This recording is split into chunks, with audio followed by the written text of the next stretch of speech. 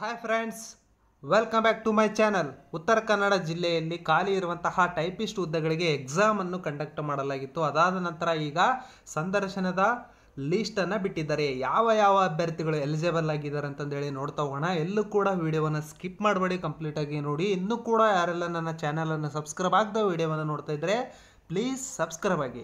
ನಾನು ಹಾಕುವಂತಹ ಎಲ್ಲ ವಿಡಿಯೋಗಳು ನಿಮಗೆ ಮೊದಲೇ ಬಂದು ತಲುಪುತ್ತವೆ. ಈ ಒಂದು ವಿಡಿಯೋಗೆ ನಾನು 50 ಲೈಕ್ಸನ್ನು ಎಕ್ಸ್ಪೆಕ್ಟ್ ಮಾಡ್ತಾ ಇದ್ದೀನಿ ಗಾಯ್ಸ್. ಪ್ಲೀಸ್ ಲೈಕ್ ಮಾಡಿ ಗುರು. ಲೈಕ್ ಮಾಡಿದ್ರಾ? ಬನ್ನಿ ಇವಾಗ ಒಂದೊಂದಾಗಿ ನೋಡ್ತಾ ಹೋಗೋಣ. ಉತ್ತರ ಕನ್ನಡ ಜಿಲ್ಲೆಯಲ್ಲಿ ಟೈಪಿಸ್ಟ್ ಹುದ್ದೆಗಳಿಗೆ ಸಂಬಂಧಪಟ್ಟಂತೆ ಸಂದರ್ಶನದ ಅಭ್ಯರ್ಥಿಗಳನ್ನು ನಾನು ಹೇಳ್ತಾ ಹೋಗ್ತೀನಿ. ಬನ್ನಿ, ಟೈಪಿಸ್ಟ್ ಹುದ್ದೆಗಳಿಗೆ ಸಂಬಂಧಪಟ್ಟಂತೆ ಎಲಿಜಿಬಲ್ ಆಗಿರುವಂತಹ ಕ್ಯಾಂಡಿಡೇಟ್ಗಳನ್ನು ನಾನು ಹೇಳ್ತಾ ಹೋಗ್ತೀನಿ. ಬನ್ನಿ. ಮೈಕಲ್ ಡಿ ಸಿಲ್ವಾ ಅಂತಂದೇಳಿ ಇವರು ಜನರಲ್ ಮೆರಿಟಲ್ಲಿ ಸೆಲೆಕ್ಟ್ ಆಗಿರುವಂಥದ್ದು. ರಾಜು ಇವರು ಜನರಲ್ ಮೆರಿಟಲ್ಲಿ ಸೆಲೆಕ್ಟ್ ಆಗಿರುವಂಥದ್ದು. ಹೇಮಂತ್ ಸಿ ಕ್ಯಾಟಗರಿ 3B ಅಲ್ಲಿ ಸೆಲೆಕ್ಟ್ ಆಗಿರುವಂಥದ್ದು. ಸ್ವೀಟಿ ಇವರು ಕೂಡ ಕ್ಯಾಟಗರಿ 2A ಅಲ್ಲಿ ಸೆಲೆಕ್ಟ್ ಆಗಿರುವಂಥದ್ದು. ಅವಿನಾಶ್ ಸಿ ಇವರು ಕೂಡ ಕ್ಯಾಟಗರಿ 2A ಅಲ್ಲಿ ಸೆಲೆಕ್ಟ್ ಆಗಿರುವಂಥದ್ದು. ಅದಾದ ನಂತರ ಮಂಜುನಾಥ್ ಮೇಟ್ರಿ, ದರ್ಶನ್ ಮಣ್ಣೂರು, ದೀಪಕ್ ಎ, ಸುನಿಲ್ ಹಲಗೆ, ಮನೋಜ್ ವಿ, ಆಮೇಲೆ Soujanya MH, Malthesh C, Nirmala R, Nikhita, Nagaratna, ಇಷ್ಟು ಮಂದಿ ಟೈಪಿಸ್ಟ್ ಹುದ್ದೆಗಳಿಗೆ ಇವರು ಇಂಟರ್ವ್ಯೂಗೆ ಸೆಲೆಕ್ಟ್ ಆಗಿರುವಂಥದ್ದು. ಇಷ್ಟು ಜನ ಏನು ಮಾಡ್ಬೇಕಪ್ಪ ಅಂತಂದರೆ ಇಂಟರ್ವ್ಯೂಗೆ ಪ್ರಿಪೇರ್ ಆಗ್ಬೇಕು ನೀವೆಲ್ಲರೂ. ಕಟ್ ಆಫ್ ಪರ್ಸೆಂಟೇಜ್ ಕೂಡ ಬಿಟ್ಟಿದ್ದಾರೆ, ನೋಡ್ತಾ ಇರ್ಬೋದು. ಟೋಟಲ್ ಆಗಿ ಹೇಳ್ತೀನಿ ನಾನು, ನೋಡ್ತಾ ಇರ್ಬೋದು. ಕನ್ನಡ ಒಪ್ಟೈನ್ಡ್ ಮಾರ್ಕ್ಸ್ 177, ಇವರು ಮೈಕಲ್ ಡಿ ಸಿಲ್ವಾ 177, 88.5% ಹೊಂದಿದ್ದಾರೆ. ಅದೇ ರೀತಿಯಾಗಿ ಇಂಗ್ಲೀಷ್ ಟೈಪಿಂಗಲ್ಲಿ ಒಪ್ಟೈನ್ಡ್ ಮಾರ್ಕ್ಸ್ 178, ಟೋಟಲ್ ಪರ್ಸೆಂಟೇಜು 89%. ಆಮೇಲೆ ಇಂಗ್ಲೀಷ್ ಪರ್ಸೆಂಟೇಜ್ 95.66, ಕನ್ನಡ ಪರ್ಸೆಂಟೇಜ್ 88.67% ಹೊಂದಿ ಟೋಟಲ್ ಆಗಿ 361.83% ಇವರು ಹೊಂದಿರುವಂಥದ್ದು. ಈ ಮೂರನ್ನು ಕೂಡ ಅಗ್ರಿಗೇಟ್ ಮಾಡಿದಾಗ 90% ಇವರು ಹೊಂದಿ ಇಂಟರ್ವ್ಯೂಗೆ ಸೆಲೆಕ್ಟ್ ಆಗಿರುವಂಥದ್ದು. ಅಂದರೆ ಸ್ಕಿಲ್ ಟೆಸ್ಟ್ ನಡೆಸಿದಾರಲ್ವಾ, ಕನ್ನಡದಲ್ಲಿ ಕನ್ನಡ ಮತ್ತು ಇಂಗ್ಲೀಷು ಎರಡೂ ಕೂಡ ಸ್ಕಿಲ್ ಟೆಸ್ಟನ್ನು ನಡೆಸಿದ್ದಾರೆ. ಆ ಒಂದು ಸ್ಕಿಲ್ ಟೆಸ್ಟಲ್ಲಿ ಹೈಯೆಸ್ಟ್ ಮಾರ್ಕ್ಸ್ ತೆಗೆದವ್ರನ್ನ ಈಗ ಏನು ಮಾಡಿದಾರೆ ಅವರು ಇಂಟರ್ವ್ಯೂಗೆ ಕರೆದಿರುವಂಥದ್ದು. ನಿಮ್ಮ ಹೆಸರು, ಆಮೇಲೆ ನಿಮ್ಮ ಅಪ್ಲಿಕೇಶನ್ ನಂಬರು ಮತ್ತು ನೀವು ಒಪ್ಟೈನ್ ಮಾಡಿರುವಂತಹ ಮಾರ್ಕ್ಸು ಎಲ್ಲವನ್ನು ಕಂಪ್ಲೀಟಾಗಿ ನೀವು ನೋಡ್ಬೋದು. ಈಗ ಕಾಪಿಸ್ಟ್ ಬಗ್ಗೆ ನೋಡ್ತಾ ಹೋಗೋಣ. ಬನ್ನಿ, ಇಲ್ಲಿ ನೋಡ್ತಾ ಇರ್ಬೋದು ಟೈಪಿಸ್ಟ್ ಕಾಪಿಸ್ಟ್ ಅಂತಂದೇಳಿ. ಇಲ್ಲೂ ಕೂಡ ಟೈಪಿಸ್ಟ್ ಕಾಪಿಸ್ಟ್ ಹುದ್ದೆಗಳಿಗೆ ಹಲವಾರು ಅಭ್ಯರ್ಥಿಗಳು ಸಂದರ್ಶನಕ್ಕೆ ಎಲಿಜಿಬಲ್ ಆಗಿದ್ದಾರೆ. ಅವರುಗಳನ್ನು ನೋಡ್ತಾ ಹೋಗೋಣ. ಇಲ್ಲಿ ಸಾಗರ್ HR ಅಂತಂದೇಳಿ ಇವರು ಜನರಲ್ ಮೆರಿಟಲ್ಲಿ ಎಲಿಜಿಬಲ್ ಆಗಿರುವಂಥದ್ದು. ಅದೇ ರೀತಿಯಾಗಿ ಅವಿನಾಶ್ ಸಿ ಪೊಲೀಸ್ ಪಾಟೀಲ್ ಅಂತಂದೇಳಿ ಇವರು ಕೂಡ 2A ಕ್ಯಾಟಗರಿಯಲ್ಲಿ ಇವರು ಸೆಲೆಕ್ಟ್ ಆಗಿರುವಂಥದ್ದು. ಸಾಗರ್ SS ಅಂತಂದೇಳಿ ಇವರು ಕ್ಯಾಟಗರಿ 3B ಅಲ್ಲಿ ಸೆಲೆಕ್ಟ್ ಆಗಿರುವಂಥದ್ದು. ಸುಮಂತ್ ಹೆಗ್ಡೆ ಇವರು ಕೂಡ ಕ್ಯಾಟಗರಿ 3A ಅಲ್ಲಿ ಇವರು ಸೆಲೆಕ್ಟ್ ಆಗಿರುವಂಥದ್ದು. ಯಶೋಧ ಈಶ್ವರ್ ಅಂತಂದೇಳಿ ಕ್ಯಾಟಗರಿ 2A ಅಲ್ಲಿ ಇವರು ಎಲಿಜಿಬಲ್ ಆಗಿರುವಂಥದ್ದು. ಇಲ್ಲೂ ಕೂಡ ಸೇಮ್ ಕಟ್ ಆಫ್ ಪರ್ಸೆಂಟೇಜನ್ನು ಅವರು ಇಟ್ಟಿರುವಂಥದ್ದು. ನೆಕ್ಸ್ಟ್ ಇಲ್ಲಿ ರೇಷ್ಮಾ H ಅಂತಂದೇಳಿ ಇವರು ಕೂಡ SC ಕ್ಯಾಟಗರಿಯಲ್ಲಿ ಇವರು ಸೆಲೆಕ್ಟ್ ಆಗಿರುವಂಥದ್ದು. ಐಶ್ವರ್ಯ ಅಶೋಕ್ ಭಜಂತ್ರಿ ಇವರು ಕೂಡ SC ಕ್ಯಾಟಗರಿಯಲ್ಲಿ ಸೆಲೆಕ್ಟ್ ಆಗಿರುವಂಥದ್ದು. ಅಜಯ್ ಪರಶುರಾಮ್ ಇವರು ಕೂಡ ಎಲಿಜಿಬಲ್ ಆಗಿದ್ದಾರೆ. ನವೀನ್ ಕುಮಾರ್ MC ಇವರು ಕೂಡ ಎಲಿಜಿಬಲ್ ಆಗಿದ್ದಾರೆ. ಪಲ್ಲವಿ ಪ್ರಕಾಶ್ ಇವರು ಕೂಡ ಎಲಿಜಿಬಲ್ ಆಗಿರುವಂಥದ್ದು.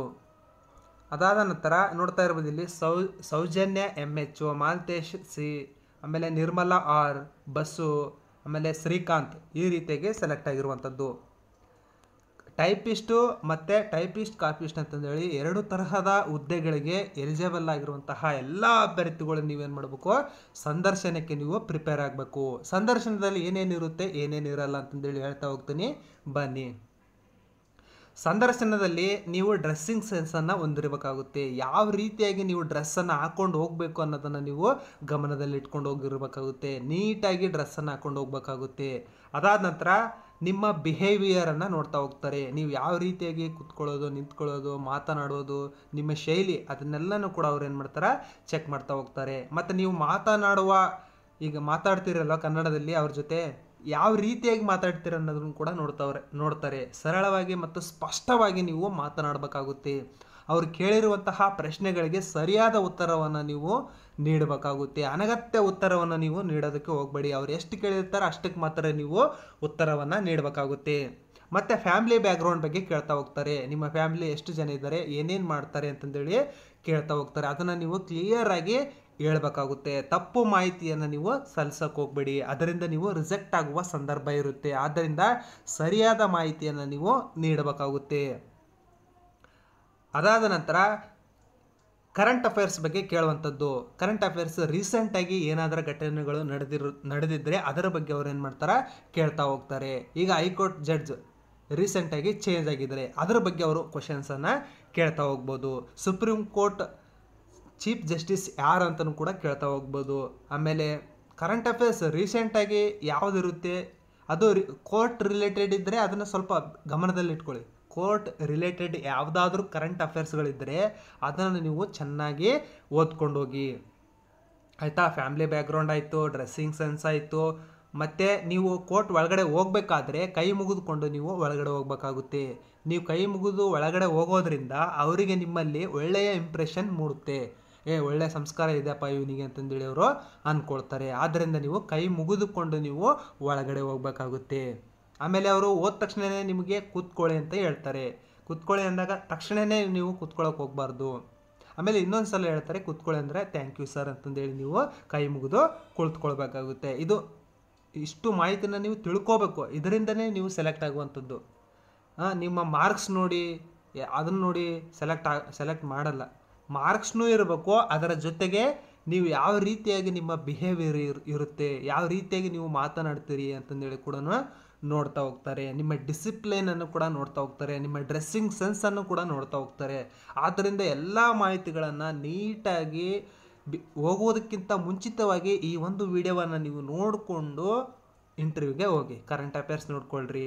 ಆಮೇಲೆ ಶಾರ್ಟ್ಕಟ್ ಕೀಸ್, ಈ ಕಂಪ್ಯೂಟ್ರಲ್ಲಿ ಟೈಪಿಂಗ್ ಅಂದರೆ ಟೈಪಿಸ್ಟ್ ಅಂದ್ರೆ ಕಂಪ್ಯೂಟ್ರಲ್ಲಿ ಕೆಲವೊಂದಷ್ಟು ಶಾರ್ಟ್ಕಟ್ ಕೀಸ್ಗಳು ಗೊತ್ತಿರಬೇಕಾಗುತ್ತೆ. ಅಂತಹ ಶಾರ್ಟ್ಕಟ್ ಕೀಸ್ಗಳನ್ನು ನೀವು ನೋಡ್ಕೊಂಡು ಹೋಗ್ಬೇಕಾಗುತ್ತೆ. ಫಸ್ಟು ಶಾರ್ಟ್ಕಟ್ ಕೀಸ್ ನೋಡ್ಕೊಳ್ರಿ. ಆಮೇಲೆ ಕಂಪ್ಯೂಟ್ರಲ್ಲಿ ಏನಾದರೂ ಒಂದು ಸಾಫ್ಟ್ವೇರ್ ಬಗ್ಗೆ GB ಅದ್ರ ಬಗ್ಗೆ ಸ್ವಲ್ಪ ತಿಳ್ಕೊಂಡು ಹೋಗಿ, ಆಯಿತಾ. ಆಲ್ಮೋಸ್ಟ್ ಎಲ್ಲ ಕೋರ್ಟ್ಗಳಲ್ಲೂ ಕೂಡ ಫ್ಯಾಮಿಲಿ ಬ್ಯಾಕ್ಗ್ರೌಂಡ್ ಬಗ್ಗೆ ಮಾತ್ರನೇ ಕೇಳೋದು. ಕೆಲವೊಂದಷ್ಟು ಕೋರ್ಟ್ಗಳಲ್ಲಿ ಕರೆಂಟ್ ಅಫೇರ್ಸನ್ನು ಕೇಳ್ತಾ ಹೋಗ್ತಾರೆ. ಆಮೇಲೆ ಶಾರ್ಟ್ಕಟ್ ಕೀಸನ್ನು ಕೇಳ್ತಾ ಹೋಗ್ತಾರೆ. ಆಮೇಲೆ ಡಿಫಿಕಲ್ಟ್ ವರ್ಡ್ಗಳನ್ನು ಕೇಳ್ತಾರೆ. ಡಿಫಿಕಲ್ಟ್ ವರ್ಡ್ಗಳನ್ನು ಸ್ಪೆಲ್ ಮಾಡಿ ಅಂತ ಹೇಳ್ತಾರೆ. ಅದರ ಸ್ಪೆಲ್ಲಿಂಗನ್ನು ನೀವು ಹೇಳ್ಬೇಕಾಗುತ್ತೆ. ಡಿಫಿಕಲ್ಟ್ ವರ್ಡ್ಗಳ ಸ್ಪೆಲ್ಲಿಂಗ್ಗಳನ್ನು ಕೇಳ್ತಾ ಹೋಗ್ತಾರೆ. ಇದು ಸಂದರ್ಶನದಲ್ಲಿ ಕೇಳುವಂತಹ ಪ್ರಶ್ನೆಗಳಾಗಿರ್ತವೆ. ಆದ್ದರಿಂದ ನೀವು ಇಂಟರ್ವ್ಯೂಗೆ ಹೋಗೋಕ್ಕಿಂತ ಮುಂಚಿತವಾಗಿ ಕೆಲವೊಂದಷ್ಟು ಕರೆಂಟ್ ಅಫೇರ್ಸ್ಗಳನ್ನು ಓದ್ಕೊಂಡು ಹೋಗಿ. ಆಮೇಲೆ ರೀಸೆಂಟಾಗಿ ಏನಾದರೂ ಘಟನೆಗಳು ನಡೆದಿದ್ದರೆ ಅದರ ಬಗ್ಗೆ ಒಂಚೂರು ತಿಳ್ಕೊಂಡು ಹೋಗಿ. ಆಮೇಲೆ ನೀವು ಯಾವ ಜಿಲ್ಲೆಗೆ ಸಂಬಂಧಪಟ್ಟಿರ್ತೀರಿ ಆ ಒಂದು ಜಿಲ್ಲೆಗೆ ರೀಸೆಂಟಾಗಿ ಏನಾದರೂ ಘಟನೆಗಳು ಸಂಭವಿಸಿದರೆ ಅಂತಹ ಘಟನೆಗಳ ಬಗ್ಗೆ ಒಂಚೂರು ತಿಳ್ಕೊಂಡು ಹೋಗಿ, ಕೇಳುವಂತಹ ಸಾಧ್ಯತೆ ಇರುತ್ತೆ, ಆಯಿತಾ. ಇಷ್ಟೆಲ್ಲ ಗಮನದಲ್ಲಿ ಇಟ್ಕೊಂಡು ನೀವು ಸಂದರ್ಶನಕ್ಕೆ ಹೋಗಬೇಕಾಗುತ್ತೆ. ಅಗತ್ಯ ದಾಖಲಾತಿಗಳನ್ನು ಕರೆಕ್ಟಾಗಿ ತೆಗೆದುಕೊಂಡು ಹೋಗ್ರಿ, ಯಾಕಂದರೆ ರಿಜೆಕ್ಟ್ ಮಾಡುವಂತಹ ಸಂದರ್ಭ ಇರುತ್ತೆ. ಈಗ SSLC ಅಂಕಪಟ್ಟಿ, PUC ಅಂಕಪಟ್ಟಿ, ಟೈಪಿಂಗ್ ಮಾರ್ಕ್ಸ್ ಕಾರ್ಡ್ಸು, ಆಮೇಲೆ ಫಿಸಿಕಲ್ ಹ್ಯಾಂಡಿಕ್ಯಾಪ್ಡ್ ಯಾರ್ಯಾರು ಇದ್ದರೆ ಅವರು ಫಿಸಿಕಲ್ ಹ್ಯಾಂಡಿಕ್ಯಾಪ್ಡ್ ಸರ್ಟಿಫಿಕೇಟನ್ನು ತೊಗೊಂಡು ಹೋಗ್ಬೇಕಾಗುತ್ತೆ. ರೂರಲಲ್ಲಿ ಓದಿದರೆ ರೂರಲ್ ಸರ್ಟಿಫಿಕೇಟನ್ನು ತೊಗೊಂಡು ಹೋಗ್ಬೇಕಾಗುತ್ತೆ. ಕನ್ನಡ ಮೀಡಿಯಮಲ್ಲಿ ಓದಿದರೆ ಕನ್ನಡ ಮೀಡಿಯಮ್ ಸರ್ಟಿಫಿಕೇಟನ್ನು ನೀವು ತೆಗೆದುಕೊಂಡು ಹೋಗ್ಬೇಕಾಗುತ್ತೆ. ಇಷ್ಟೆಲ್ಲ ಮಾಹಿತಿಗಳನ್ನು ನೀವು ಕರೆಕ್ಟಾಗಿ ಫಾಲೋ ಮಾಡಿದರೆ ನೀವು ಸೆಲೆಕ್ಟ್ ಆಗುವಂಥದ್ದು ಕನ್ಫರ್ಮ್ ಆಗುತ್ತೆ. ಈ ಒಂದು ಲೀಸ್ಟಲ್ಲಿರುವಂತಹ ಅಭ್ಯರ್ಥಿಗಳೆಲ್ಲರೂ ಕೂಡ ಆದಷ್ಟು ಬೇಗ ಸಂದರ್ಶನಕ್ಕೆ ನೀವು ಪ್ರಿಪೇರ್ ಆಗಿ.